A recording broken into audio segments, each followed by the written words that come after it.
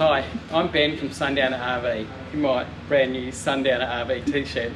I'm in the showroom, so you might hear a few voices in the background and bangs and clangs and that. But what I want to do today is just have a look at my brand new Hilltop Threadbow that I took away just before Christmas. It's now early January. Just show you the extras that I put on it, which may or may not be of interest to you, and have a little chat about the battery system and how that worked with the setup that I've got. So I'm just going to go around the outside of the van first and the inside, show you the extras, and then we'll sit down and talk about a couple of things. So first up, I've done a DO35 hitch rather than the normal 50mm ball. I've got a diesel heater, so the tank there, I've put it just on a temporary bracket because I probably will put a box in the front here at some stage, and then the diesel heater tank will go on the box. At the moment, I'm just using the mesh here for my grey water hose and freshwater hose. I've got electronic sway control, so that's the light there that tells me when it's working or not. And I've got the front light up here, which is the slim front work light, turned on and off by switching in the tunnel boot. Now, this is a little bit exciting. So, in here we've got our brand new, we're now Agent Sport Bush Tucker hitch. So it comes out, but it comes out more, it comes out more, there's still more. So what we've got is we've got a Sizzler barbecue on the end here.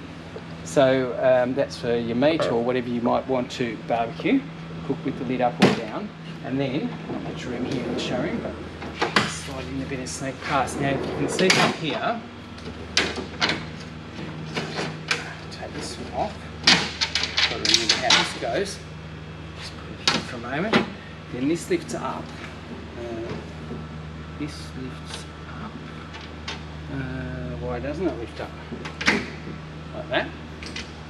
And folds all the way over the back and becomes an extra table. So that's workspace table, whatever. Then you've got here 2 burners for your pots. And then here you've got your sink with hot and cold water mixer tap for washing up when you finish. And then this piece here, which I was struggling with at the start, that just fits up on the side here, which becomes a wind guard in case it's windy where you are, so your gas flames don't blow out. So you do lose a lot of tunnel boot, but on the Threadbow, of course, I've got a front and a rear tunnel boot, and what an awesome setup for cooking. And what I've done, because I've done all of this in the tunnel boot, is I've done no gas cooking in the caravan. I've got an induction cooktop, which we'll have a look at when we go inside. And then to pack it up, just fold that back over, fold that in, pop that one in there, that still goes back in there, and that does up like that. So it's stainless steel, and then this one's been also powder coated with this hammer tone finish, which I really like. To slide it in, just pipes go up underneath, up there, and slides in like that. We've got the gas bayonet there, and then I've put hot and cold water taps under the van, which we easily connect to just under here.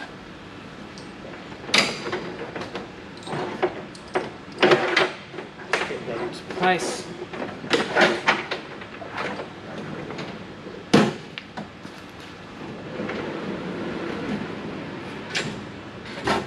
And slide that all the way in. Alright, moving right along down the side of the van. So I've got the Fusion sound system with the fancy Fusion speakers. I've got 16-inch wheels, and I've got Cruisemaster XT suspension underneath. The Fusion system, that's got its own control unit for outside, which I've got to remember. If I want to turn off the outside speakers, I've got to do it from this controller. Otherwise, everyone in the caravan park or wherever is listening to what I'm listening to. What else have I done out here? I've got bug lights. So they can be either white or orange, so they're switched from inside. So that's white, and that's orange. So orange, apparently the bugs can't see the orange, so they won't come over to my caravan, because I'll just have my bug lights on. Moving around the van, I've got a double step because of the extra height with the 16-inch wheels and the Cruisemaster XT suspension. Around the back, I've done a work light up the back, and I've done an extra jerry can, so I've got 2 jerry can holders, standard is 1. So if I want to carry extra fuel or water, I can put it on the back. Also gives me the opportunity, if I want a bit more weight on the back, to take a bit off the front of the pullway. I've I've got the second jerry can holder there. Coming down to the side, I've added an external shower just there, and in here, apart from my box of things that I take away, I've got my inverter and batteries right underneath. So inverter's in there. Just pop this back in.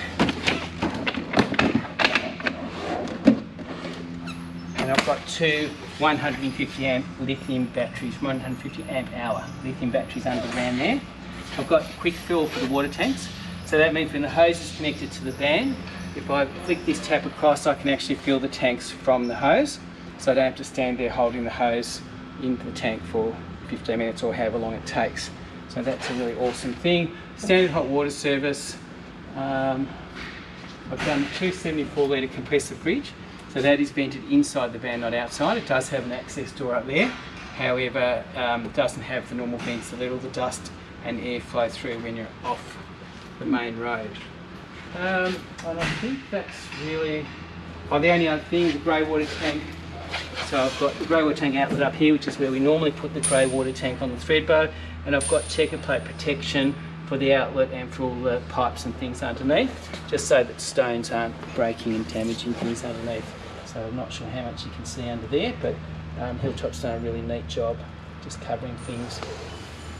All right, so that's the outside. Let's have a look at what's going on inside. Okay, so welcome inside. So most of what's in here is standard, how our Hilltop thread bows are built. So I'm not going to talk about all the standard features. They're on the video that talks about our Hilltop thread bow. We're just going to talk about the extras, the differences that we've done in here. So what I've done is I've done a Thetford induction cooktop and made a big storage cupboard underneath, so there's no oven, no gas cooking inside. So I've actually got no gas coming into the caravan.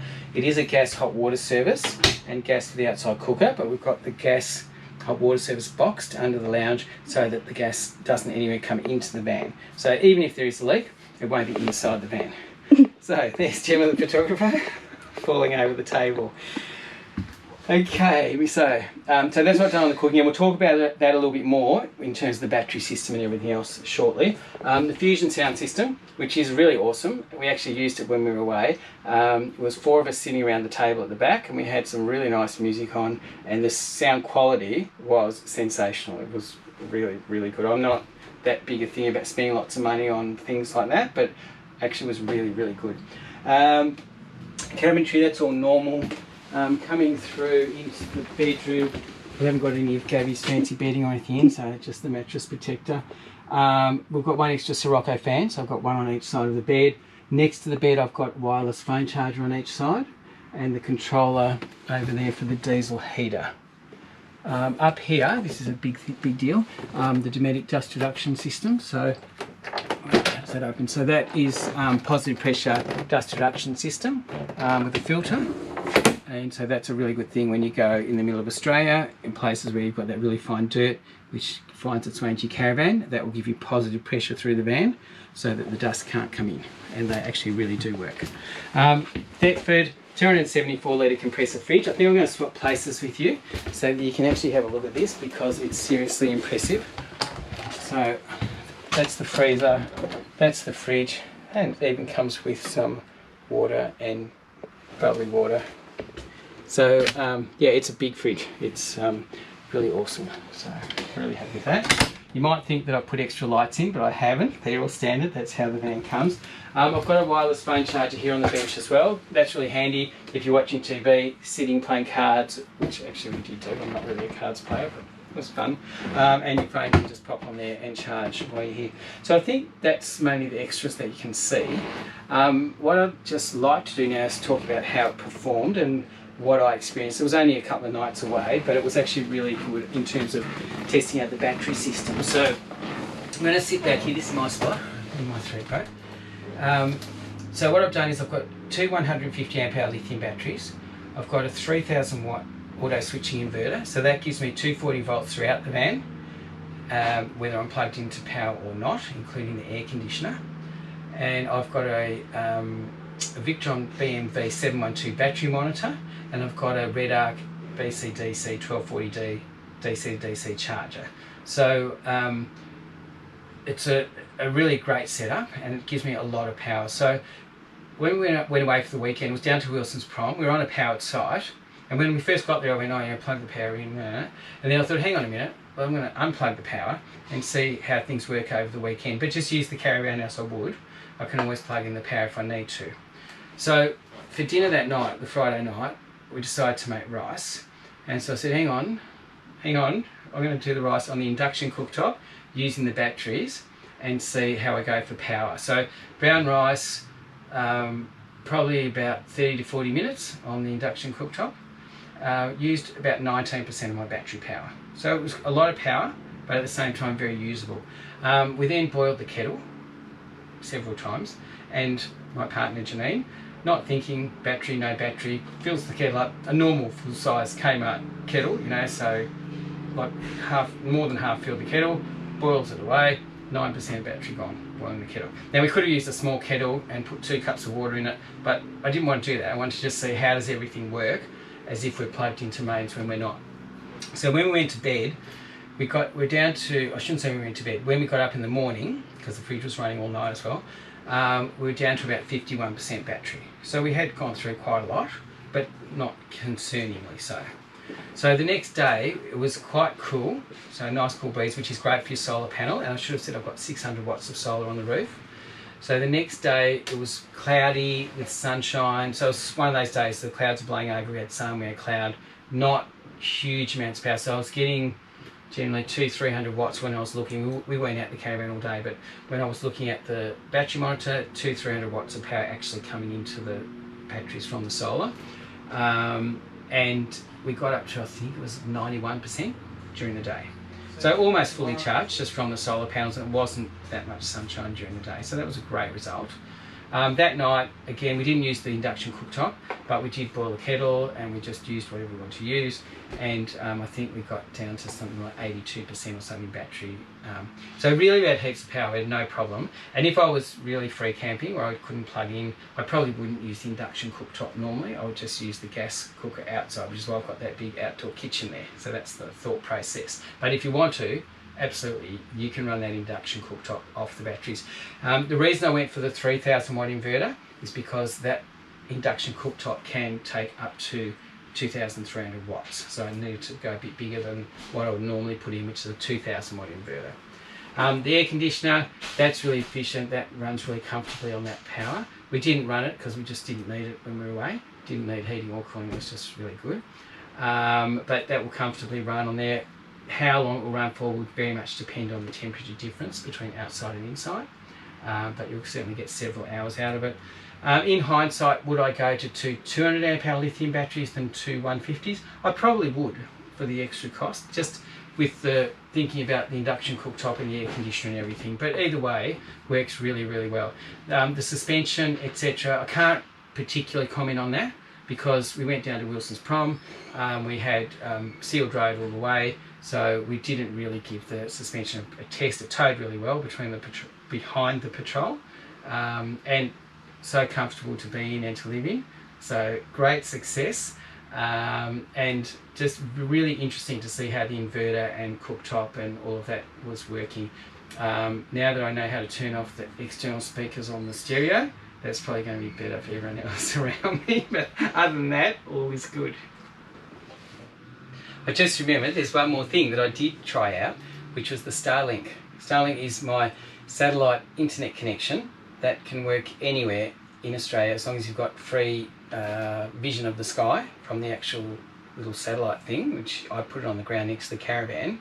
You get high-speed internet anywhere in Australia. So it's a bit of a game changer in terms of being away and being in the outback. Now you might think that's terrible because you can't get away, because you always can have connection, but at the same time, if you do want to get away but you still need to have connection and be able to check your emails or communicate with people or whatever, it actually gives you the opportunity to do that. So luckily when we went away, it was actually with my brother. He's a little bit of a computer guru, so I tried to set it up while he was out doing a walk or something, and I sort of did it all, and yeah, I couldn't quite get it to work. Anyway, when he got back, I had to admit that I couldn't actually get it to give me internet. The dish was moving, it was doing its things, but I couldn't get it to work. So anyway, it took him about 3.5 minutes, and he had it all working, and it was great. Not that I had a need for it on that weekend, but just proved that it worked with high-speed internet, and it means that anybody in the vicinity of your caravan, if you give them access to the modem by Wi-Fi, they'll also be able to connect and use the internet. It's unlimited access, so it doesn't matter if your friends are with you and they want to connect or whatever. But so far I haven't put a port to put the modem inside the caravan.